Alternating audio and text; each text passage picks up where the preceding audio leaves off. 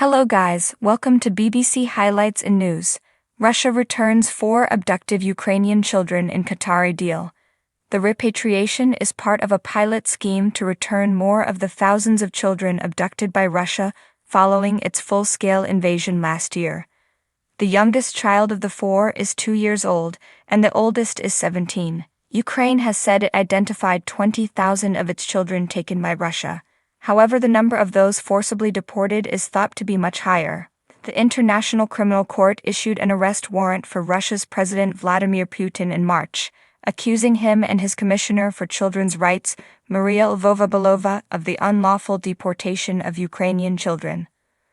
Russia insisted that its motives were purely humanitarian, claiming it evacuated hundreds of thousands of Ukrainian children to protect them from danger, with top officials scorning the indictment at the time. The return of the 4 children will test a scheme worked on by Qatar after it headed talks with Moscow and Kiev, said a diplomat who asked to remain anonymous due to the sensitivity of the process. It is hoped that further repatriations would follow if the first was successful, they added. However, getting the children out of Russia has not been straightforward.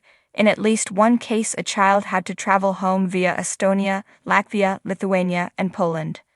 One of the 4 children to be returned, a 7-year-old, was reunited with his grandmother on Friday and arrived in Ukraine on Monday. The other 3 children, also reunited with their families, are expected to arrive in Ukraine later on Monday or Tuesday. They are among thousands of Ukraine children forcibly separated from their families, Kyiv says, taken across the border into Russia and faced with an active effort to strip them of their Ukrainian identity.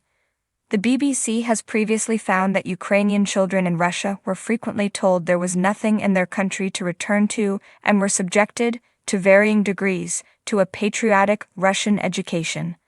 In some cases, Ukrainian families have been forced to make grueling journeys into Russia to get their children back.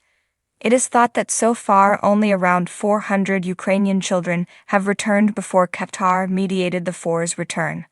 They want to separate children from their biological families, Russify these children, hide these children, and transfer them to another ethnic group.